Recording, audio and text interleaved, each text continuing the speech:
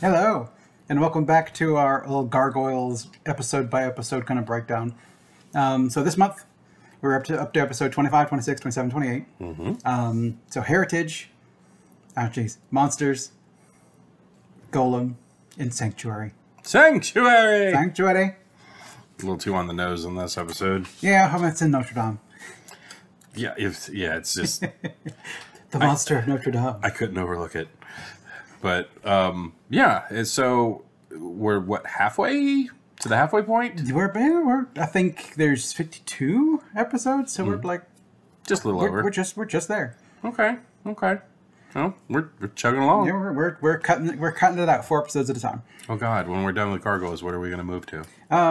We've talked about it. Anime or, a particular show with benders. Yeah, I think we should do One Piece. Ooh, 1 episode at a time. 1 episode a month. Oh my God, that would be the slowest burn ever. Oh my God. Ugh, I don't want to watch One Piece. I just. Yeah, again, it's one of those ones where watch this 1,300 episode show. I don't remember if One Piece is more than Case Closed, the detective, like whatever it's called, Detective Conan. But that's another one that is known as being one of the longest anime ever. Wow. I think I heard not too terribly long ago that One Piece overtook for the most episodes for a show. Okay. Could be wrong. Yeah. But I think I heard that. Anyways. I think it was on an episode of God, what's that Dropout show? Actually. I think that's where they put like the 4 longest episodes, and that might have been where I got that little bit of trivia. Because I wouldn't have known it otherwise. And I don't even remember it now, so I don't know it now. We love you, Van Trapp. Have us on your show. I like the Mike. He's great. Especially the D&D episodes he plays in D20. I think he's a very interesting person. I've not watched Dimension 20. Good stuff. I do like Brennan.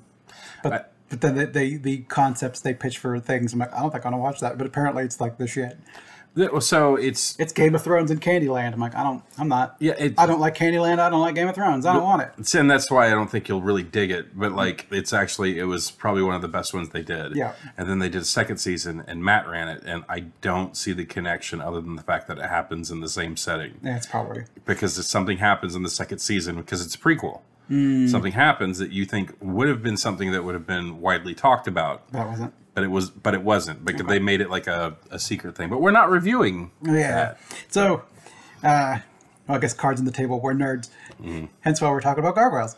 Indeed. With Heritage being up front. So usually with these ones we score per episode unless they're like connected in parts or whatever. And then we just kind of get right into spoilers. We assume you're at least watching along or preferably ahead a little bit because we kind of occasionally answer questions about shit that's going to occur in the future. We don't talk in depth about it until we get to that point, mainly because I don't think he remembers it. But it's kind of, you've got the mind of a person who watched it last year, so it's still fresh-ish, and someone who's not watched it since my 20s, since before they let things addle their brain. Many moons ago, lots of weed. Yeah, so before your brain got addled. Yeah.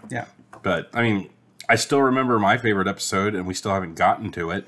I think we've passed my favorite. I think my favorite episode is The Mirror, and we've passed that one. I don't remember what my favorite episodes was called, but I remembered it was the one where Lexington was not very nice. Okay. It's not Hunter's Moon. Is it Hunter's Moon? No, it's not Hunter's Moon. No, because we passed Hunter's Moon. Yeah. It doesn't matter. We'll look it up later. I can answer for you real quick because I think I know what you mean. It's a parter one. I don't want to say too much because like I don't want to give spoilers for an episode that we haven't gotten to and possibly won't get to for a while. Future tense. Future tense. Okay. Is that second season? It's episode 43. Ooh, we're getting close to it. We's on our way. All right. I'm pretty sure that's the one you're talking about. It's probably. Yeah. So Heritage. Yes. What would you give Heritage? I'd give it a 3. Really? Yep. Okay. I went like, man, this one's weird. You know, I've got a lot of Native American heritage in my family. Yeah. So I thought that I would really like this episode, and this episode was so disjointed and so rushed. Like, I could see where they wanted to go, but it's like someone was like, we have 23 minutes. Oh, we're going to get a lot of that, I think.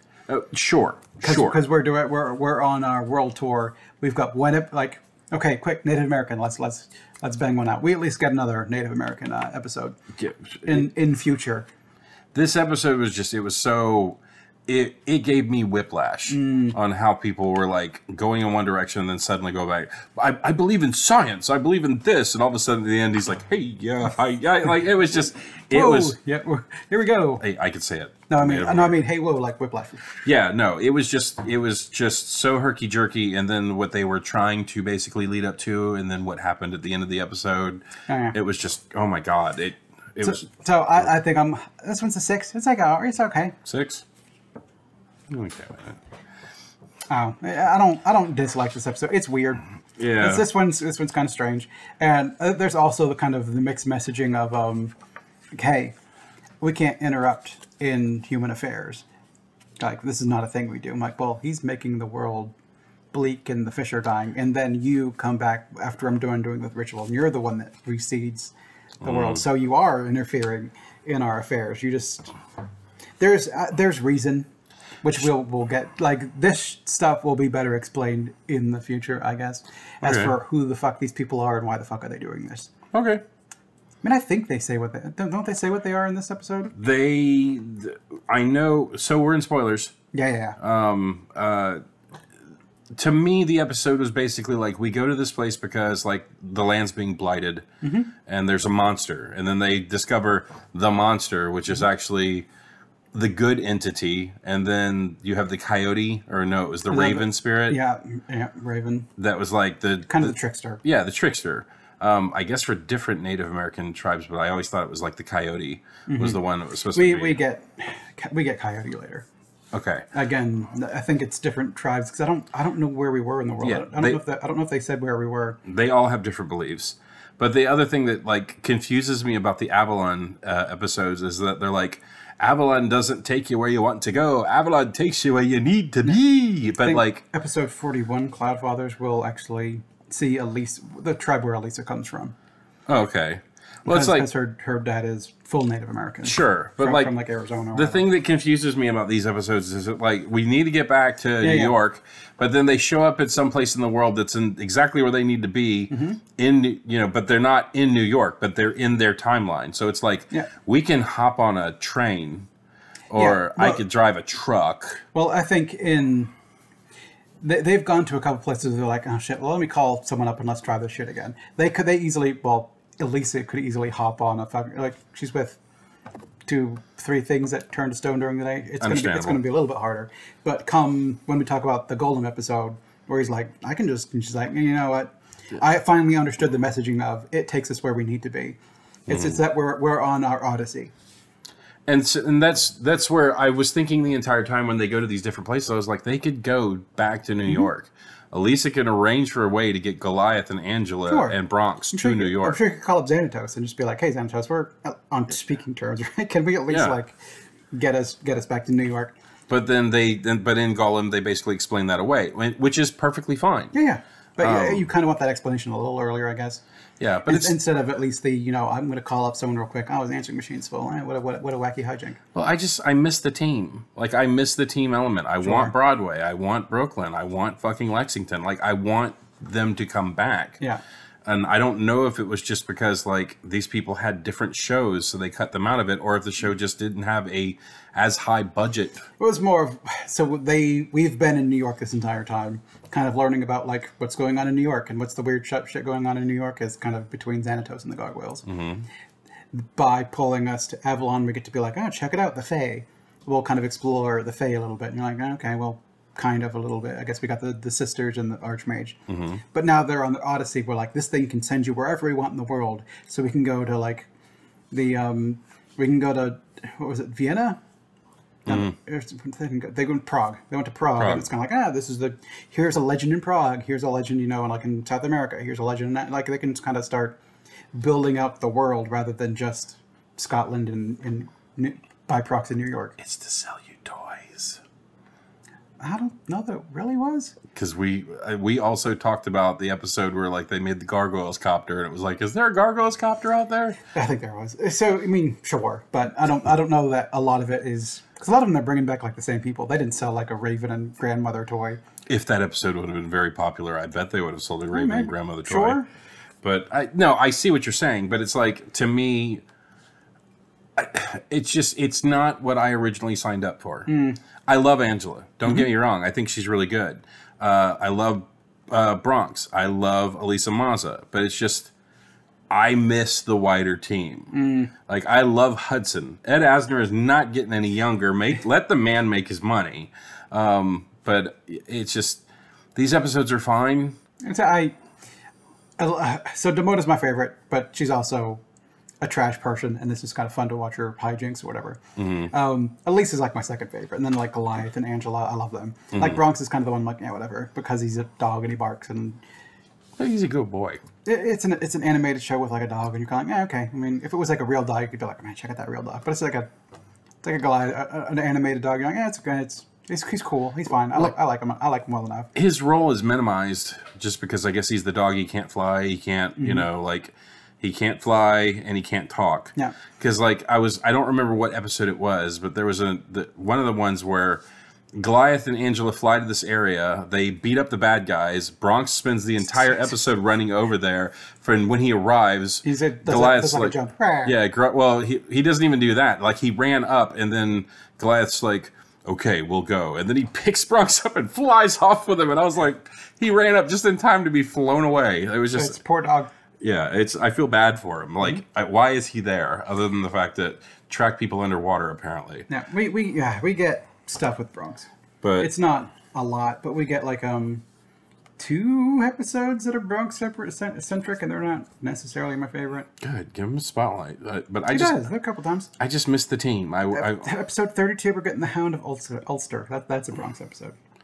I just want the team back. I want them to be back in New York, and I want to see some crazy Xanatos. I read the script, and I came out on top, even though you think that you beat me.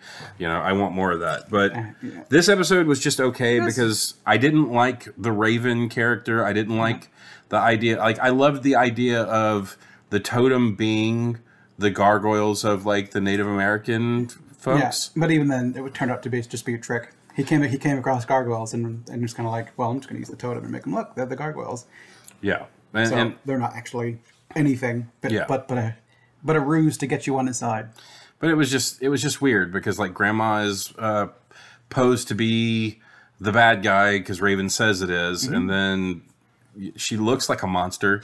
But I guess it's like the original explanation of how angels look would be like horrifying monsters to us. So I don't think I know their legends enough to know if there really is like what she called herself. They're not a thunderbird. She called her a something bird, but it had like a mouth in the belly. Yeah, and it was like weird, trying to munch people, and you're like, this does not look friendly. No, not at all. It looks like something from a fucking like somebody on acid that drew. But I wonder if it's inspired from some of the totems and stuff too, where you see like the totem thing on top of another thing, and like the bottom thing looks like the belly to this critter. Probably. I mean, I didn't do enough research into it. I'm a bad Native American. I'm super Americanized, exactly what the colonials wanted. So like. Gotcha. But whereas I can trace my family back to the Mayflower. So I know. And like Miles Standish. So so on my mother's side, my grandmother was full blood Edisto Indian. But my mother, who is 50%, does not like to talk about her past or her family. So I know nothing. Yeah. And since we were Native American on that side and most of our history was abolished and there was no, tracing that information, there's little to nothing known about it. And by the time I was interested in knowing about where I came from, Mama died. So I didn't get to find out that stuff. And when I talked to my mom about it, my mom's just like, yeah. She just has zero interest in talking about it. But I do know on my father's side, my grandmother was full-blood Lebanese, and my dad said that she married a Scottishman when they came here. So I know I'm a direct descendant of Sir Walter Scott, a pretty, I guess, famous poet back in the day. Okay. But whether that's true, who knows? Oh, I'd seen some of the documentation or whatever that linked me back to, I think it was Miles Standish or One of the other big kind of guys that came over on the Mayflower. I don't think I have it lined up on my phone here, so I don't have it immediately in access. But like that little Mayflower Society, whatever it is, I think my great-grandfather did all the research to get himself and his son and stuff in there. But they expect like fees and shit, and it doesn't really do anything for you. So like my parents and whatnot have never... I know a little. I've never bothered with it. It was just more of we have some documentation of like, hey, here's where you come from. All right. Well, I just and I don't know if it's I'm white so I don't care thing, or if it's just because I'm me so I don't care. So it's I think it's you. Probably because what my culture is, I have zero interest in. I want to watch my stories and play D&D. And make up my own cultures and have fun with that shit. So the one thing that I'm worried about, and the reason I'm trying to be more broad-minded about the world and the culture that we came from, is to share it with your kid. It's not only to share it with my kid, but like I remembered when I was growing up in high school. This is not about Gargoyles, just a side story. If you've watched a few episodes, you know we do this. One of the things I'm actually worried about is that when I was in high school, I remembered that you could take the top 3 coolest people in high school, and everyone wanted to look and act like them. Sure. And I remember there was an episode of Family Guy, funny enough, where Chris wanted to be like this Pain, like the Cure-looking singer. And I remembered one of the characters on the show said maybe they're acting like this because they don't know enough about their own history and their own heritage, that they have to basically make an identity. And I want Jack to know where he came from, and if he rejects that and wants to be something different, go on. Totally cool. But it's not for lack of me. Yeah, it's you don't want to be like your mom who's kind of like kept that shit off from you. You want to be like, well, here it is. Do what you will with it. Yeah, sure. Like this blood is within you, and these are the traditions of these people. If that's something that you want to embrace, because that's where you come from, cool. If not, then that's cool too. Yep. But anyways, this episode just did not connect with me, just because it was just in 23 minutes. I hated the guy. Was just like, I can't wait to get back to civilization where I could talk to normal people. And then by the end of the episode, it was like, okay, I'll pick up the staff and headdress. And what the fuck do you do when a gargoyle walks behind a tree? It's like, I believe in science. I'm like, okay, I've been converted. Yeah, but like also if Grandma's been flying around and shit and doing her whole thing, it's he didn't see that shit. She was swimming around his monster and accidentally hit their boat. And his name was Nick, I think. He never saw it. And then when she's flying around as a bird, like he didn't see that shit either because the gargoyles came and attacked her. I think she flew like right over the house though when he was there. I don't know. It was not an episode that I thought was really good because whatever. I didn't think the bad guy was that great. I didn't think I wasn't invested in him, running off the evil spirit because he was the one that's supposed to inherit it. It's like he inherited that shit. He came around to that frame of thinking in like 5-10 minutes. And it was just, I don't know. It was just so I forget. Did they say what grandmother and Raven were in this episode or not yet? So she was supposed to be like her whole, I don't know if they said what it was, but I know that she's the carrier of the flame. She's the keeper of the knowledge. And that's supposed to be passed down generation to generation. And because that her grandson was the one to take up the torch and he didn't believe in it, that it would basically die with him. Well, they kind of... Yeah, when they show grandmother and Raven, there's, I guess, 2 features about them that kind of stand out. The ears. I don't remember that. They had pointed ears. Oh. Is that going to become important later? If you think a creature in a fantasy show having pointed ears tells you something. Oh, it's that they've been putting pointed ears on a lot of fae in this show. Yeah, who knows? Who knows? Yeah. If anything, the broader statement would be that magic comes all from the same place, just everyone has different beliefs. Yeah. So, which is something I actually believe if that's real. Well, it kind of goes back to when Elisa learned about Avalon. Goliath was like, yeah, the fucking 3 races. Humans, gargoyles, and Oberon's children. Okay. See, I'd forgotten about that. So there's 3 races. Humans, gargoyles, and Oberon's children. So Grandma's Oberon's children? And she hooked up with a human guy, so... Because he didn't have... The new chieftain didn't have pointed ears. I don't know that Grandma was related. I don't know. I mean, I don't know if she's just the old woman in the tribe, because she's been there like forever. If she's just like the old woman in the tribe that is motherly to everyone, so everyone just calls her grandmother.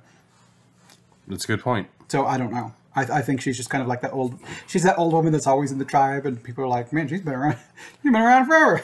I guess I didn't read into it that deep, because I thought she was like his actual grandmother. I mean, it seems logical, but that I would call someone grandmother only if they were my grandmother. Oh shit! My mom has a lot of friends that I grew up calling aunt. Yeah. Aunt Judy, Aunt Margie. I don't think they're related to me in any way. Yeah. It's just your parents' friends or aunt and uncle, aunt or uncle. Well, it's like my son is your Uncle Nick. Even though you don't want to be, but still, I'm going to make sure that when he gets older, he calls you Uncle Nick. So that's the way I was raised. That's the way I'm going to raise him. It's going to be really confusing. I'm going to fuck this kid up. Yeah, this episode just wasn't one of my favorites. It was just okay. And the animation was terrible. Yeah, it wasn't very good in this one. Yeah, it was really bad. I don't know if any of the 4 that we watched had stellar animation this time. Because after this was Monsters, then Golem, and then Sanctuary. Sanctuary was pretty good. Sanctuary was decent. Sanctuary was pretty good. Yeah, Sanctuary had decent. Golem, not really. It was fine, but it wasn't great. Yeah, but like, yeah, the animation in this one looked really bad. Because the other thing I wanted to say was in which the one Golem. No, the next one we're doing, which is Monsters. Monsters. One of the things I noticed, I'm glad I remembered it, is that I think the side of the boat said Monster Tours, and then when it gets attacked and the boat changes, one of the letters change. It's like Monster Tours. Yeah, Monster Tours or something like that. And I was like, man, come on. Well, I think it's just kind of you offshoot it to a Korean studio or whatever, and they're kind of like, you don't know what a sure. If I was like spell karaoke or something like that, and you're like, what? And then you just kind of like draw it. I'm like, there it is. I'm like, no, you put kazaoke. I'm like, okay, I don't know. Whatever. I don't know what's going on, man. Yeah, it's an animation mistake. It is what it is, but we get more animation mistakes in, I think, Sanctuary. But we'll get to that one if you can remind me. So, I mean, is there anything else I want to say about Heritage? Since we're talking about monsters, let's move on to monsters. I thought that I think that Heritage is the weakest one of the season so far. Okay. So, all right, moving on. I might agree with you, but I still think it's okay. Okay. All right, so moving on. Nick. This was the one about Loch Ness. Yes. On a scale from 0 to 10, what did you give this one? I think I'm going to give it a 5. It's fine. Oh. I suck at this game. What are you going to give it? I'm going to give this one a 5. Okay. I don't suck at this game. Yeah. Well, speaking of the weakest one of the season so far, I think this is whatever. I mean, we get Tim Curry kind of like hamming it up, and that's fun. The Nessie and the other thing, I'm like, I'm not super interested in what's going on. It's weird. Like, this episode was just really weird. It's like, oh, I'm chasing a beast that looks like Loch Ness, so let's make the sub look like Loch Ness. I think it's to lure them closer or whatever. Like, he was hunting Big Daddy, so he made it look like the younger one. So when the sub looks like it and it's making like the noises or whatever, it can like entice him forward, and he'll think the sub is. Then don't make the face look so evil. It's weird. That thing was flat and intimidating. This episode is just kind of strange, but it also goes back to the first episode with Bluestone. Like, Elisa goes down a list of like Illuminati, Loch Ness monsters, and aliens, and now she's checked off 2 of them. Yeah. Illuminati and monsters. And Loch Ness monsters. So now she just needs to do aliens. Yep. They have aliens in the show? Do they have aliens in the show? Oh, God. Here we go. I mean, I can tell you if you want. No, don't tell me. Okay. Let's just get to it. All right. So this one's... It's fine. It was fine. The one thing I did want to say was... what's Tim Curry's character's name? Dr. Severius? Severius. That motherfucker is evil. Yes. Like, so it's not so much where he's just like, I want to pull the blood out of everything and he was dragging Angela behind the sub. That's what I was talking about. Yeah. Like, no air mask, dragging her behind the sub, like, just like he didn't care if the bitch drowned. No. Like when that part happened, I was like, "Damn, Severius, that's some cold shit." That's Tim Curry evil. That's straight up to Tim Curry evil. But yeah, like, and then the part where he's like laying out his master plan, where he's talking about like, "Oh yeah, we did the biomarkers on you, and Goliath's your father." You know, like there was a moment there where it seemed like someone was trying to put extra animation in his face. Because he was really like over the top. Like the animation of his face in this one scene was over the top, and then it shifted back to like kind of normal. Maybe they're trying to bring out the Tim Curryness. Maybe, but like he was getting like ghoulish kind of looks in his face as he was talking about it too, where it was like over the top, like criminal mastermind. Fucking this guy is fucking nuts. Yeah, I think this episode served a purpose in that. We need an episode in which, because I mean, you look at Angela and you're like, oh, it's Demona and Goliath's kid, duh. But we need an episode where that like happens. So like, how are we going to get that information through? Well, Severius is a genetic doctor. We'll just have him come in and tell him. Be like, okay, well, we need to also tell a story. So we'll have the Loch Ness monster with daddy and daughter. I'm like, oh, look at that in the mirror. You got Big Daddy and you got the little girl. Okay. So they just kind of mirror it and use it as a device to kind of like get across, like Angela being like, "Oh my God, are you my father?" and him being like, "Meh." So you need to look at the entire clan as your parents. Like you need to follow tradition, and her being like, "Well, I was raised by humans. I'm not interested in your tradition." It takes the village, but you're the jester that knocked up my mom. It takes a village. You heard me. Yeah. And I guess one of the clashing points, because I like Goliath because he's kind of like flawed, and that he's kind of strong and like kind, but he's got like a temper. And he's dumb. He's not even necessarily dumb. He's dumb. He falls for the shit every time. Yeah. That's because he's like he's trustworthy. Poke, and he's fucking in on it. Yeah, he trusts too much. Yeah, he's either willing to trust or like people will poke him with the rage, and he'll kind of fall for that shit. But I also like that he is. I guess I don't necessarily like that he is, but he's got this idea of like gargoyles are this. And this is how we act, and this is our culture, and don't disrespect, like, the way we do things around here is you look at the entire clan as your parent, so that you don't protect any one person over any more. We're not supposed to know who our children are, because when you're out on the battlefield, you don't want to be like, oh, my baby girl. You got to be like, look at all of them as your children. Yeah, and then you have a clan that was raised by humans, so they act human. Yeah. So like human ideals and it's even names. It's like they don't name each other. Yep, and then we all have names. I'm Hobie the fucking yeah. I'm Angela. Yeah, it was an interesting dichotomy between like what you had and what now is. But like they even break their own rules when they go to New York. That you're like, I'm going to call myself Bronx and Brooklyn, and so. Yeah, they're also getting humanized. Yeah, they kind of show up and like even with a very original conversation with Elisa and Hudson, and he's like, "What's your name?" It's like, I don't have a name. It's like, not everything needs names. Like, does the river have a name? It's like, yeah, it's Hudson. It's like, okay, whatever. And I think it's Ed Asner. Like Hudson is just fucking tired. It's like, yeah, I'm Hudson too, whatever. But then when he's got a name, the best. And then when you get up and the kids were like, "Hey, Hudson, you're coming with us?" They're like, "He's got a name. We want a name too." It's like apparently that's the thing we're doing. So they just kind of like name themselves after where they are. Yeah, and I thought that was interesting. It's like when they find out Hudson has a name. Like I love the way that you brought that up, the way you said it, because it was kind of like, wait, I could have been doing this the whole time, and it's free. It doesn't cost me anything. Yep. My name's Patrick Swayze. But yeah, this episode was good, but it wasn't amazing. I'm kind of over the whole fucking. I don't like Tim Curry's character, but I love hearing his voice. We'll get. And then they try to shroud him in the beginning, but the second he talks, it's Tim Curry. Yeah, the second he talks, you're like, it's fucking Tim Curry.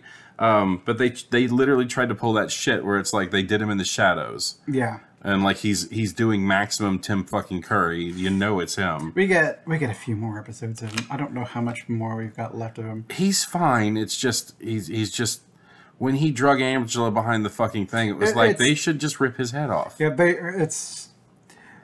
It's like a cartoon. So like, what's air? She can breathe underwater for 25 minutes. Who gives a shit? It's like, what the fuck are you doing, buddy? If you wanted to do that and you wanted to make sure she didn't get hurt, you just wait till she turns to stone where she doesn't need air and then drag her stone ass behind the fucking thing. Yeah. But no, he didn't give a shit. He dropped her outside the sub. Yeah, he did the mustache twirling tie Angel of the Railroad Tracks evil. Yeah, and the worst part is he didn't know anyone was going to be down there to save her. No. Until the fucking mini sub hit and he was like, fuck, the gig's up. But the other thing that I wanted to complain about, we know you're mercenaries. Stop wearing the hat and fucking sunglasses. Like, the Xanatos mercenaries, they're like Judge Dredd. Do they ever take off those sunglasses and hat? You gotta animate a face. That's a good point, but... You put your mooks in the bad guy gear so that they can all look the same-ish. With like varying body shapes, maybe. Sure. Like this one's taller, this one's shorter. This one's the man, this one's the lady. Okay, so all right, since you said that, we once again had an appearance by the fucking couple from like one of the first episodes. Yeah, it's just that's we've got storyboards. We need a man and woman on here. Let's put Margot and Brandon. Who gives a fuck? So I was going to ask you that. Are Margot and Brenda, do they serve a bigger purpose than just showing up fucking everywhere? Apparently. Not really. Okay. Because like she came in that episode, they showed up in the episode again, and I was like, okay, who the fuck are these people? They kind of eventually bring back one guy or they kind of keep using like the same face for someone that keeps getting screwed over by the Gargoyles, and eventually they decided, you know what, it's the same guy. And he comes back and he's like, I'm pissed at Goliath because every time I got a new job at like at the biotech, and when I was on guard duty, Antoine Severius got snatched up by Goliath, and I'm fucking pissed.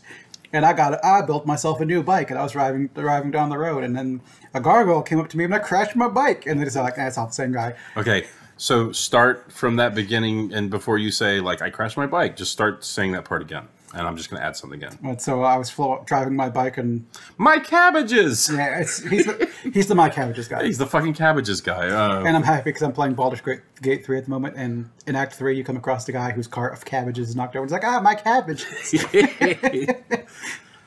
Oh my God, Nick, we need to do Avatar. That's what I said like early this episode. We're doing it. Did you not hear me about the certain thing with benders? I did. Did you think I was talking about? I thought you were talking about Futurama. Futurama, no. But you were talking about Bender be bending. All right. Yeah, we've in discussion. We've like maybe anime, maybe Avatar. Maybe we'll cross that bridge when we finish Gargoyles. I want to do Avatar so bad. Which is one of the reasons why I'm like, because we were doing like 3-ish episodes of this, and like this is going to take a long time. Let's do it 4, and then we can like jam a bit more and get to whatever we want to do next. Like a little bit quicker. I still want to give Gargoyles its due time, but we'll move on to some stuff. No. I'm not saying to slow down the Gargoyles. I mean, we're still getting tens of views. So, I mean, if the gravy train's still rolling. Oh, yeah, them 10 views in them. Yeah. Paper. Make it rain. All right. Make it rain. 5.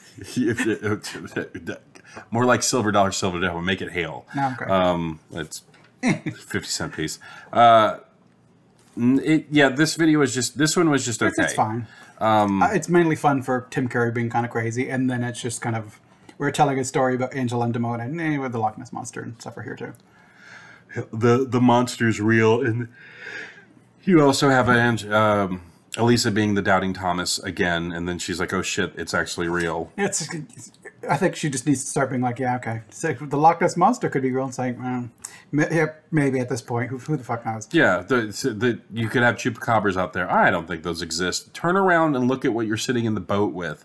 I also don't like that they're shipping her and Goliath. Yeah, I'm very fucking used to it. Well, I mean, it doesn't work. How does that work? I don't. Yeah, I don't get fucking used to it. I am used to it, and I know that they're both into each other, but it's like, how does that work? I don't know. I just does he even have a wiener? He's wearing a loincloth for some reason. I know, but you never ever see anything hitting it. It's good. I want to see him land one time and be like, and then the loincloth just goes. It's a kid show. We don't want that. There's plenty of times where you see Demona on the ground, like it's kicked back, and the loincloth is very. All the loincloths are very. They work very well with child animation. Jordan Peele, when you make the live action Gargoyles movie, remember that detail. Yeah, it's always there. Yeah. Just saying. And then like Thalog, you just have like something just slightly poking out the bottom of the loincloth. No. Just saying. But yeah, this episode was okay. It was better than Heritage, in my opinion. But it was still kind of boring. Yeah, it's not amazing. Yeah, mainly because the focus of it, the Loch Ness monsters or whatever, they're just like they're animals. And at the end of it, you get 4 of them. So they've been chasing Nessie around the entire time, but at the end of it, you have Big Daddy Nessie, and then there was like 2 other ones. Oh, was it 2 other ones? I missed that. Yeah, so there's like a whole family of them. So it's like the really, really big one was apparently the hide and go seek champion of the fucking Loch Ness. Yeah, seriously, like Loch Ness is you'd see those things. They wouldn't be questioned about if they're real. They'd be like, oh, they're fucking ass. Well, someone did a they were like, for a prehistoric monster that big, what it has to eat and the size of Loch Ness. I think it was bullshit. I think it was bullshit with Penn and Teller. It could have been, but like I just remember someone doing it. It would have to eat this much, and the lake would have to reproduce this much. Yeah, so in order for the food chain to have an animal this big, it would have to have the food source of this much. Would have to have a food source of that, and like the lock couldn't fit it. Mm-hmm. They did a cryptozoology or a cryptids. I think it was cryptozoology episode. So I know what's happening with that. So Loch Nessie is there. Mm-hmm. But she's basically a space and time being, where it's like she basically is swimming around in prehistoric times, and then she hits a gate, which brings her here. Oh. And she swims around for like a night or 2 until she wanders back into the gate that takes her back out. You know, that'd be kind of cool. That would be kind of cool. It'd be an interesting story where you're like, you're under attack by dinosaurs, but what really happens is just a gate in your backyard where like a dinosaur comes in, like eats your dog, and then kind of goes away, and you're like, what the fuck happened? Yeah, T-Rex wanders in your backyard and is just like, and then it looks up at the deck, and you're just like, fuck, and it's like, morsels. Yeah, no, I think that's what it is. I think she's going through thinnies in time and coming into our area. And that'd be a fun story. Yeah, well, you know. Don't steal it. Patent pending. It's a good D&D episode, mission 2 or whatever, where like you're just kind of like chilling and something comes from time and fights you and then runs away and it disappears in time and you're like, I can't even chase it. It like went back in time. Well, in the future, like whatever you are is like the horrible thing. So it like steps out in time, sees you, and it's like and you're just like, what the fuck is that? But yeah, that's what I think's happening. I'd like to believe that there are things larger than ourselves in this world. All right, so we move on to Golem. Yes, Golem. Let's see, Golem. What do I think Nick gave Golem? I'm gonna go this one. Ugh, I'm probably wrong again. All right, Lance, what you gonna give Golem? I'll give Golem a. What did I give the last one? Was it 5? Yeah. I'll give this one a 6. Yeah, look at that. God, you're good. All right. How about you, Nick? What'd you give it? I think I'm also going to give it a 6. Oh my God! I got one. I got one. No. That's going to be the crowning achievement of this particular block. Which this one's. I like the little Golem thing is kind of neat or whatever. Not Bernard. What's that guy's name? The old man. Bernard. Bernard is the assistant, I think, right? What is the old man? Tomas? No, Tomas was something. That's Clancy Brown. So I guess was Tomas another villain in this show? Preston. No, I guess it was Bernard. Because Preston Vogel is the young one. Yeah. Okay. Mr. Vogel is what he calls him. Yeah, Mr. Vogel. Okay. So Renard. I think you just looked it up. It said Bernard, right? Oh, it's not here. No. Well, anyways. For all the there it is, Renard. Halcyon Renard. Halcyon Renard, sure. Didn't you like Robert? Yeah, it's Robert Culp. I love Robert Culp, but I don't remember who he played in Gargoyles. He played a. As soon as he talked, though, I was like, "Hey, that's fucking Robert Culp." Yeah, he's Renard. Oh my God, I just dated myself on this show again. So he's fine. I kind of like. We're coming by, like, they're kind of getting used to the idea of, like, we're here, there's probably some shit that's going to go on, and immediately by, like, Vogel and Renard go swimming by, and it's like, oh, shit, that's my friend. I'm gonna go track him down real quick, and Angela's still like, well, you're my daddy, and she's like, just quit it. Tamp that shit down. It's kind of like, it's not the Gargoyle way, or whatever. I'm gonna go talk to my friend. you stay here, and it's kind of like, I'm gonna check this shit out, and Elise is like, I'm gonna go find a phone real quick, find out where we are. I'm gonna keep leaving you in the boat at Stone. No, that was in the next episode. Sorry. Yeah, it's just, this was another weird episode, but I really liked Renard. Yep. I like his character. Like the first episode that you meet him in, I really liked his point of view. Because he was kind of right. Yeah. And in this one, like, he's like, "Hey, Renard, like, how's it going?" He's like, "Dude, step off! I'm doing a thing." Yeah, no, yeah, you're totally fucking me up. Yeah. I think the only thing that kind of is like, I guess it's a 22-minute episode or whatever, but it's kind of like he gets the body of the golem, and he's kind of like, "Yeah, fuck this shit," and he's like, "Dude, come on." He's like, "Yeah, you're right. Come on." Why didn't I think of dude? Come on. So he gets out of it and he's back into his old man body. Well, it's like they point that out, and he does that whole "I'm dying and I don't want to die" thing, and which, I mean, I understand if you're desperate. If you're desperate for something, you could probably throw a lot of your viewpoints and like your standards by the wayside, which I think is what he does for a second. And I think he's got a lot of, like, Mr. Vogel is a yes man when he's like, I need to find this golem and inhabit it, and he's like, "Yes, sir." And when he's doing it, and Goliath is like, "Dude, like, you had principles, right?" It's like, "Oh shit, I did have principles, didn't I?"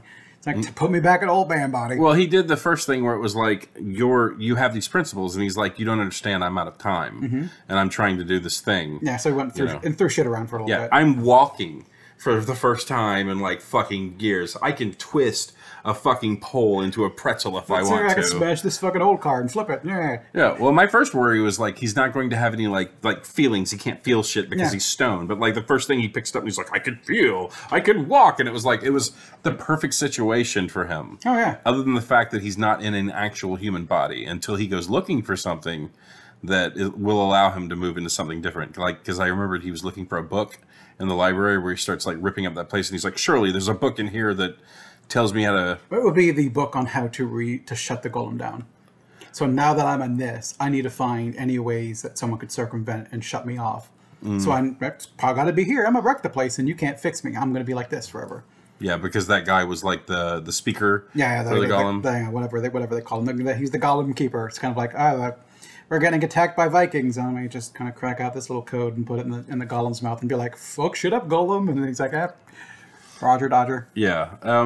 This episode was better than the previous two, in my opinion, because I really like Bernard. I think he's an interesting character.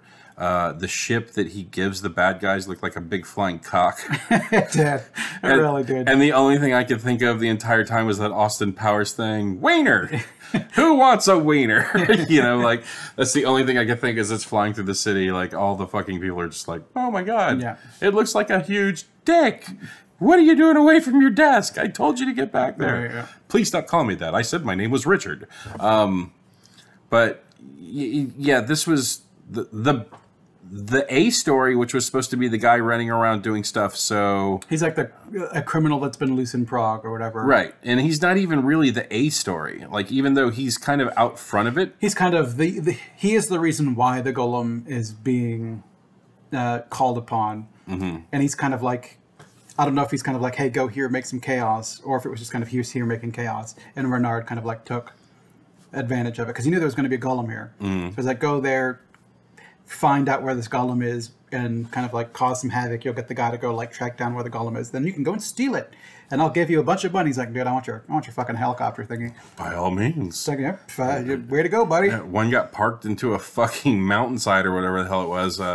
One got blown up. I have enough money to give you a small one. The shuttlecraft on the Enterprise. Yeah. You can have that. That's fine. Whatever. Yeah. And I also kind of like that. Later on in the episode, when like the thing goes up and Goliath like tears the fucking door off. Later, when they show up, the door's not there. The lower door. So they had the continuity of nice. He ripped the door off. It's gone. That's pretty good. And I don't know who you bring your shuttlecraft to be like, monster ripped open the door. Well, the thing that annoyed me about this episode was the fact that it was a big flying cock. No, I'm kidding. I thought you loved that.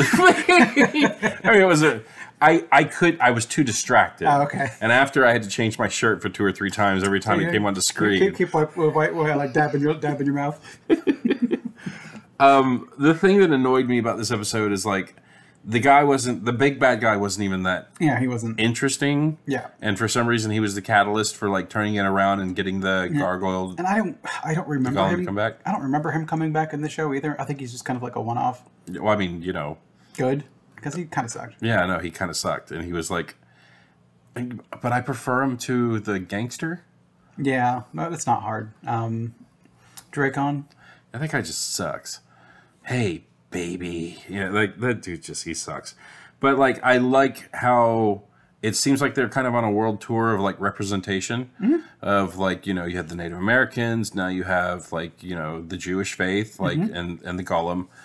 Even though I think that's a horror story. And that the Golem ultimately is almost like a Frankenstein story. Yeah, maybe. I don't know I know D&D golems. I don't really know the original story very well. Granted. I also think it's weird where you write the note so that you have the incantation that you put in the mouth. Because I would think that the first time the Golem came up was like, I just reach in and pluck that fucking thing out of its mouth. I don't know if it like... What even happens to it? Does it like go in there and does it burn it, or does it like just gone? Does it absorb into it? Who knows? I don't know. Like it's if it's like a credit card, and as soon as like all the money's out of it, it just turns off. You imagine that by like the millionth transaction or whatever, you're trying to jam paper and he's just got paper sticking out of his mouth. It's like, where can I fit in? It's like a plume. Yeah. It doesn't. The notes aren't going anywhere. He's chock full of incantations. Do me a favor, Golem. Just go. Just once. Please, I can't shove any more in there. I cough up like 20 and I can at least get 20 more uses out of you. He's really a trash can for like incantation words, and they just putting in there. And one day it came to life, and they're like, "Cool, yeah, my own smashing trash can." But this episode was better. Yep, the Golem was fun. Yeah, I think it looked kind of neat. And I think this is the episode where, like, I think they had. It seemed like the animation was slightly better. A little bit, yeah. This one had to have been done by like a different. I'm guessing studio. I imagine they rotate studios, so it's just one of the ones that's. They were slated for this episode. And also, it's like Elisa didn't have a lot to do this episode. It seemed to me. Not a lot. I mean, she was kind of the one talking sense to the dude and being like, "Hey, here's the Golem. You're now the protector of Prague, just like these guys are the protector of New York." And he's kind of be like, New York will have Gargoyles, Prague will have Golem. And it's just kind of showing the world a little bit and kind of... Our guardians across the expanse of the planet, It was... I don't know. I just can't get into the whole... Like, I like that they're showing, like, representation. We're going to be on the Odyssey for... I mean, do you want me to narrow it down when we finally get back? Yeah, let me know when we get out of, like... I want to know when they go back to New York. I'm tired of the boat. When they... get back to New York is going to be episode 44. And we just finished 28? 26. 26. We will see New York. Again, this is the I guess proper order, not the air date. So whenever Kingdom shows up, we check in on what's going on in New York. So we'll get the trio and Hudson and about how they're dealing with the fact that Goliath is gone. So we'll see them before we have Elisa and Goliath return to them. Because this whole season is basically like, now it's like basically from episode 44 to 52 is when they're back. Everyone's back in New York. Okay. And they're all together. It just seems like a long time. And then we'll do season 3, despite the fact that I think even the guy who wrote it doesn't consider it canon. We'll talk about it anyway. That's all in New York. So we're on the world tour, and we're going to be on the world tour for a while. Well, wait a minute. If we do the 3rd season, and if the guy doesn't consider it canon, does that mean we have to review the comic books too? We don't review comic books, but we can. But I also don't have the entirety of the first run of comics, because that was the continue, and I think these comics continue after that. I'm sure they're easy to find. You don't think so? No. They're out of print, and the graphic novels are like $90-ish on Amazon. I'm sure we could find digitals. If they had them scanned somewhere, I would rather own them. But if it's like, fuck you, man, you can't own them, then I'll take them how I can get them. Do you want us to see it? Do you want to see us go into the extended universe and do the comic books? Yeah, jot it down below. It goes against our format. Yeah. I mean, it's like, hey, Nick, do you want to talk about more Gargoyles? I mean, just twist my arm. Yeah, it's just, do I have access to it? I have, there's 8 original comics, and I think the first trade paperback is 5 issues, and the next trade paperback is another 5 issues. So if you're counting, it's 10, which means there are some issues that weren't put into single issue form. I think I might have them downstairs. Both trade paperbacks? I don't know. Yeah. I have 4 of them. No, not the trade paperbacks, the original comics. Yeah, and so you need the trade paperbacks to get all of it, because I think 2 of the issues weren't put into issue form. Got it. And I have 4 of them, and that was around the time I'd stopped collecting comics or whatever. Mm-hmm. And I just missed the last couple episodes, or missed the last couple. That would have been something I would have grabbed back in the day. Now, do I have them down there? Not sure, but I feel like that's something that I would have gotten. And if I have them, I'm still not going to open them, because we've already talked about the fact that I bagged and backboarded comics immediately and did not read them, because I'm fucking weird. I did read them. I said, there's my comic collection. There's the 4 issues of the original run I have from back in 2006 to 2007. So I've got 4, but there's more than that, and I don't have the trade paperbacks that have all of it. But sorry, it's a tangent, but it's at least about Gargoyles. Yeah, no, we're still on topic. We're in topic adjacent. In that, I think we'll talk about season 3. Just, I mean, we could bang that up in two episodes if we roll on 6 and 7 Chronicles. Yeah. How many episodes were there in the last season? 13. Oh, it's 13. We'll just do it. Yeah, we can bang it out in 2 or 3 episodes. Yeah. Oh, God. Just to kind of get through them. All right. So do you have anything else you want to put out about this episode? I guess there's something we alluded to earlier in this episode was just, hey, man, I can fly you back to New York. And it's like, no, it's by me coming here and kind of like changing your mind or whatever, I've realized that what we're doing is important. And we need to keep doing this shit. Just, maybe let people know. I guess it's just we're on this Odyssey, and we're kind of you're not into the Odyssey where I was kind of into it. I was seeing like new shit, and I'm like, oh fuck, let's add a new gargoyle. Oh, okay, well it's a trickster guy, okay, whatever, I guess. But maybe there'll be more gargoyles, and I was just fucking into like seeing some more shit in the world. Sure, but it's like, why not just have all of them? Like, why can't they all be there doing something? Like, why do you have to? Yeah, we've separated the clan, and you want them all together. Yeah, like it's kind of like what you said about like Harley. Like you liked it when it was a team, and then now that they're like branched off and doing their own thing, the show's not as interesting. Yeah, and like that's I guess I didn't understand where you were coming from until I started bitching about it in a different show, and now I get what you're talking about. But like I want my favorites. Yeah, and we have my favorites, so I guess it doesn't bother me as much. Sure, but like I need more Lexington. I need more Hudson. Like I think Elisa's interesting. I think Goliath's interesting. I really want to know more about Angela. I know that she's the anti-Demona. But I don't think that's ever going to change. I think she's always going to be a good guy. There's not going to be anything where her soul isn't like being wrestled from like one side to the other. I don't think that's ever going to happen. No, you generally don't do that shit in kid shows. Yeah. But I guess if there was a show that would do it, maybe it would be Gargoyles. Oh yeah, the show got edgy in places. If you could drag a gargoyle behind a submarine and not give a shit if she dies or not, then yeah, you can tackle some edgy issues. All right. Well, shall we move on to Sanctuary? Sanctuary. All yes. Right. What is Lance going to give Sanctuary? What is Nick going to give Sanctuary? I'm gonna do this one. We're gonna venture a guess on this one. Okay, we're gonna venture a guess on you too. All right, Lance. What would you give Sanctuary? I would give Sanctuary a 7. Oh, okay. You're really good at this game. Look at that. I mean 0. Fuck this episode. How about you, Nick? What would you give it? I'm going to give it an 8. Yeah, Sun shines on a dog's ass. Yep. Except your 8 looked upside down, but that's maybe just me. No, it's just a fucking hourglass. Look. It's just that part looks bigger than that part. Yeah, see? All right, so if you look at the back, no, you were right. It is upside down. Shit. All right, well, fuck. Sure, right. You are. It's the same thing. It's infinity. Well, infinity is 2 even sides. 8 is one side is bigger. The bottom bit is bigger. The bottom. I will fucking paper cut you. God damn! I'm excited. I got that one. Let me know in the comments. It's a big O followed by the big. It's a snowman. Please don't end our channel by us talking about eights. Eight. Yeah. So I like this episode. It was very good. I love Thaylog. Yeah. I love evil Keith David. It's good stuff. Yeah, it's Keith David got to ham it up by being evil.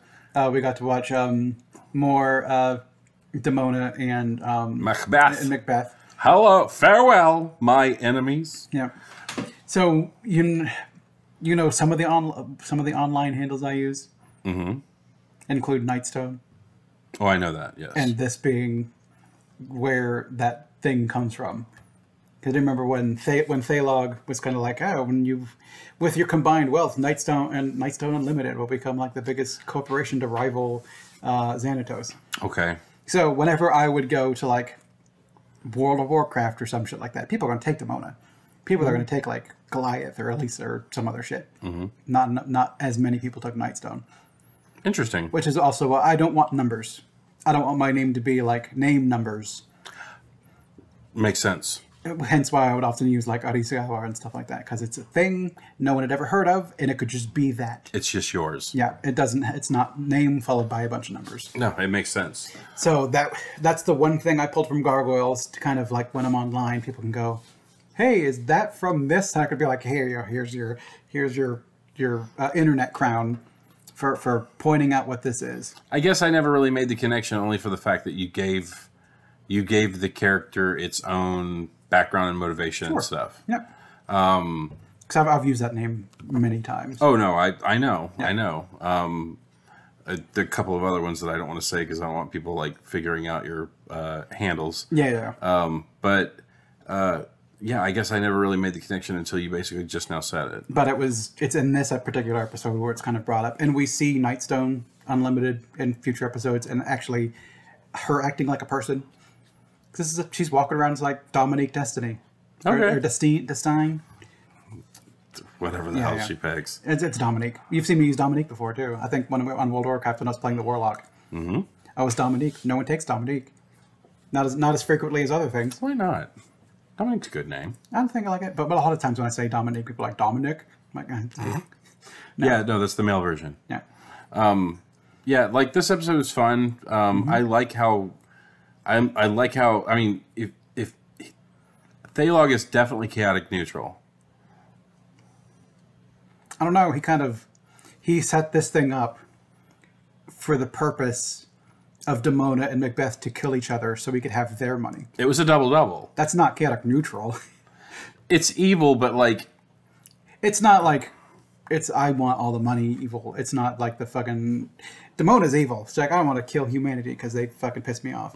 He's like, give me all of your stuff. He's the greedy evil. Sure. The only reason I say it that way is the fact of...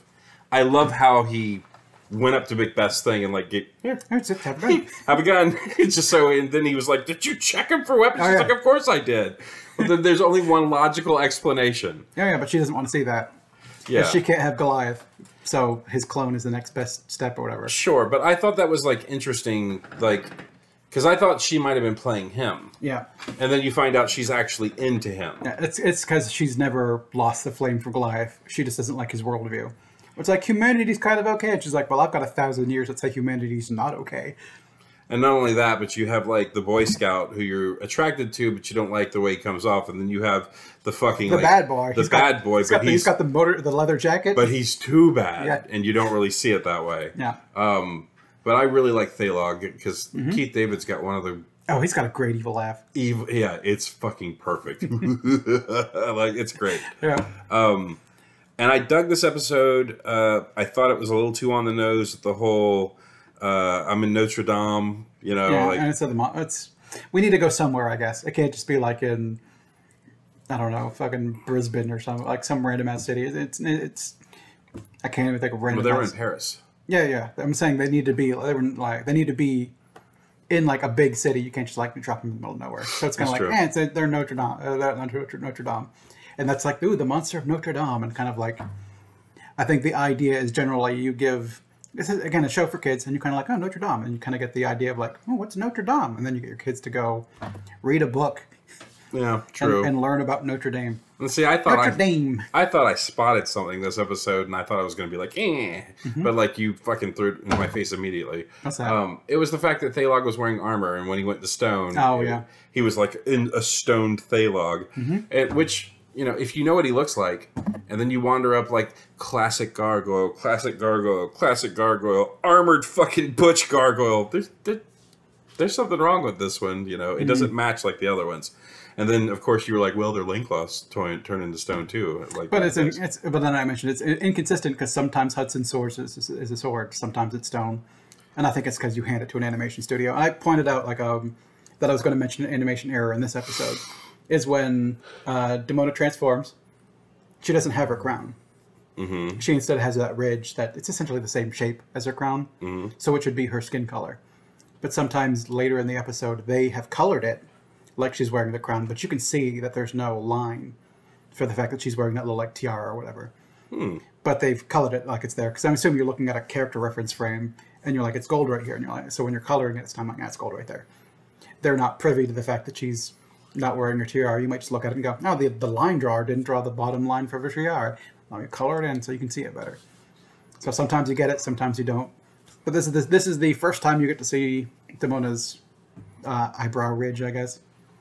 I guess I didn't make that connection either. All right, because even when she goes to like transform in front of Elisa, like way back when, she like dresses up like herself real quick. She's like, yeah, look at me. Or no, she comes in as Demona. And she's like, oh, you're gonna get.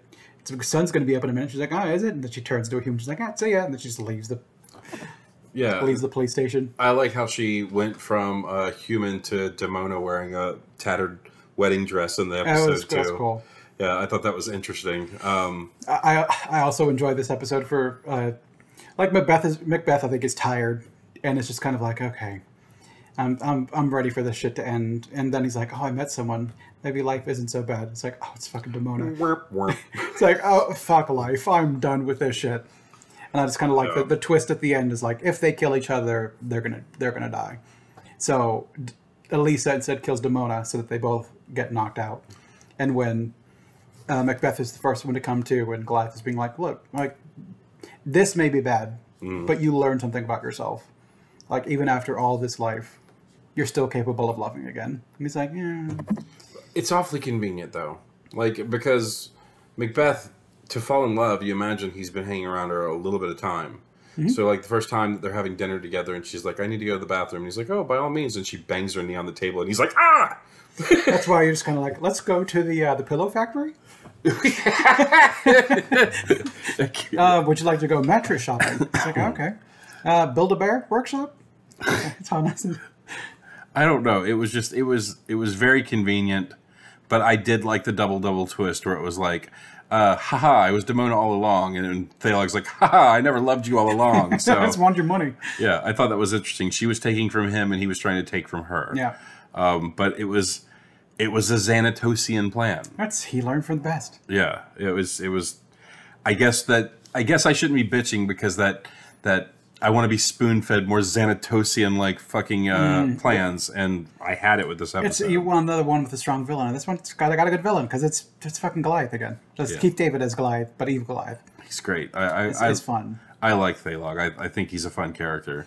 So I think I remember not liking him as a kid or whatever, or maybe not being as into it, and like, or maybe I don't remember much as a kid, but I remember like when I wasn't watching the show, I'm like, man, Goliath, or Thalog, that's fucking lazy. When I rewatch the show again, I'm like, oh, but seeing Keith David just be evil is kind of fun. So I can get over the fact that like, I'm an evil clone. Yeah, I'm like, okay. At this point in time in my life, I'm so fucking over the evil clone. I died again, but I'm back. I'm like, okay, all those old hammy shit that kind of keeps getting reused and reused. But then they're like, check it out, Goliath's evil clone. I'm like, no, Keith David, he's fucking dope. Yeah, and see, that's the thing is, I remember before we started this, I had forgotten who Thalog was, and oh yeah, and I was super stoked. They started putting out like these Nika yeah, they started putting out these gargoyle figures, and I was really into it. And the first one they put out was Goliath, and I was like, oh my god, this figure looks so great. And then like 2 months later, they put out Thailog, and I was like, they are already into repaints. Yeah. You haven't even released another fucking figure, and you're already giving me a repaint of fucking Goliath. Yeah. And then I went to you and said, yeah, they did a repaint of Thailog, and you said, what? You mean Goliath backwards? And I was like, what? And you were like, yeah. And I was like, is it an actual character in the show? And you were like, yeah. And I was like, oh fuck. But still, yeah, it's fucking lazy. All you did was change the face. Yeah, the mold is done. It's kind of like we want to get another one out rather than because it's a character you can repaint. Sure, but it's nothing says I want to milk you faster than fucking dropping a repaint on the second figure you release. Yeah. So that pissed me off. Like, thank God at least Angela doesn't look like a repaint of Demona. Yeah, that's good. So I mean, Demona's cool looking. I just don't like the way her crown totally and like her hair absolutely shadows her face. Well, see, I dig that because she has like the big hair look. Yeah, like, she's definitely got. I just don't like that her face is so hidden behind all the detail up above her. Yeah, that it kind of makes her face like look hard to see or whatever. Look at Hudson's face. Like these they look great. Brooklyn, Broadway, Hudson, they all look great. Yeah, Angela looks good. Like this whole series, like NECA's the toys you go with when you want to get like, you know, super detailed, and then like the other thing is there's like a little Angela in there. Look at that. There's a baby Angela in the box. And like a little hatch and egg. Yeah, and an egg that I think you could stick her in. But like, yeah, these are great figures, and I want all of them, but they're also $35 a pop, and I'm a broke bastard. So send me figures. They have to be in the box. If you've taken them out and played with them, they lose all value to me. Because, well, I mean, also, happy birthday. Oh, thank you. There's a reason I did it. You handed it to me, and I wasn't sure if, like, you know, Monday's my birthday. I wonder if this is just like, hey, check out the cool thing I got. Or is it I was testing the waters to be like, do you like it? No. It was more of a you reminded me 2 weeks ago that it was your birthday coming up, and then Amber said the other day that your birthday was coming up. I saw the figure at Walmart, and I was like, I'm going to buy this figure for him. And then I was going to be like, hey, look what I bought for tonight's episode. And then at the end of the episode, I was going to be like, happy birthday, Nick, and just give it to you on the thing. But like as soon as I was like, hey, look at this thing, and I'll probably end up giving it to you, and you were like, you mean like Monday? I was like, fuck, Nick, go ahead and just traipse that out there. At least let me like do the grand gesture. But yeah, no, I just happy birthday, buddy. Thank you. That's by the time this comes out, let's go watch my birthday episode that came out last month. But yeah, it's they can see how they're seeing how the chocolate's made. yeah. I guess we're you're seeing how the chocolate's made. Yeah, we record these ahead of time so that we've got a nice little buffer. And it's all natural. There's no editing here. Like it's just straight up. If something terrible is said, we just chuck the whole episode because you know. Well, we've edited it before. Snip, snip, snip, snip. Yeah, and then we don't do a lot of it. And then we saw how much time was there, and we were like, "Oh God, that's so bad." That's why we talk about this one for a while. But Sanctuary. I enjoy this episode. Indeed, it's fun. It was the best of the four. Yes, but you're always going to have a good time with Evil Keith David. It's and I'm always going to have a time with Crazy Demona. Because Crazy Demona's fun. Anytime Demona shows up in an episode, I can guarantee it's going to be an 8 and above. But that's not always been the case. That's true. Because there's been a couple ones where I'm like, she was not that great in this episode. Or just, she wasn't that prominent. Oh, yeah. Or it just didn't. Like, I think the Long Way to Morning was the one I thought you were ready to high. Because like, it's got fucking Demona. And I'm like, maybe that's... Wasn't that old Demona? No, that was Hudson being like, you may be younger than me, but I'm wiser than you. And then later you learn that like, no, she's both older than you, but she's just crazy and kind of headlong or headstrong or whatever it is. She's like making bad decisions. She's just making bad decisions for thousands of years. Yeah. Well, I mean, she's a product of her environment because humans did kind of fuck them over. Which it just kind of makes me think that when that episode was written, they weren't sure, but at the same time they've hinted that they kind of had a good idea of what was going on. So I don't know. It just kind of struck me as like, this seems like it wasn't written when they knew exactly what they were going to do with Demona, so it doesn't seem to fit. I don't know. So that one was just not one of my favorite. May always be a secret. Always be a secret. Let me pull up. Because I think... scores. No. I mean, you can do scores if you want, but I was going to pull up, like, what's coming up next week. The next 4 episodes? So I don't think we need to do... We need to do scores. Nope. Yeah, no. Stop. Oh, okay. But you didn't want to see the advertisement that was... No, I was trying to pop up a thingy for that. No, let's see. No, okay, we're season 2. Say down in the comments below which episodes you think we should review. So I'm going to get you people to talk, damn it. 29, 30, 31, and 32 for next week. Which are? MIA. Uh-huh. Grief. Uh-huh. Kingdom. So Kingdom is where we're finally going back to New York and checking on the others. Got it. And then the Hound of Ulster. The Hound of... And that's my Broadway... that's my Bronx episode? That'll be like... So next up we've got mostly Goliath episode. Mm-hmm. Kind of the three... The group of them again, because it's kind of mostly the group of them. Mm-hmm. Then it's going to be back in New York, where we're going to find out what's going on in New York, and then we're going to get a Bronx episode. So when they go back to New York, I'm going to go ahead and call it Broadway's dead, Lexington's dead, and Brooklyn's been trying to hold it together, but he is just so strung out from, like, trying to keep the team together. Matt Bluestone has been raiding the tower, thinking they're the Illuminati. He's basically shot the other two. He already knows what the Gargoyles exist in. And Hudson's dead of old age. Yeah. So you think we're going to have 2 fun Odyssey episodes, and then we're going to have a very grim, dark episode where we cut back to New York and they're done? Okay. Yeah. Leave your predictions down. Hey, without Goliath there to hold them together, and then Elisa to be the voice of reason. I mean, Broadway's got to be losing his fucking mind that he can't go buy her apartment and watch, like, TV right now. So next week we're getting Kingdom, which... So, like, when I look at IMDb, I mean, I've mentioned it before, I think it's intended release, because they have Kingdom right after Heritage. But we're not getting it until after Grief. Did you make a mental note of that, or did you see how they were lined up? I mean a mental note of the release date. I mean, you can kind of... November 27th, 1995. This one was released February 5th, 1996. This one's November 28th, 1995. Why'd they move them around? Because I think IMDb is showing they were animated or intended to be released. This is how they are supposed to come out. And then there was some Fox fuckery. Then they were just kind of put out in a different order. Like, hey, we need...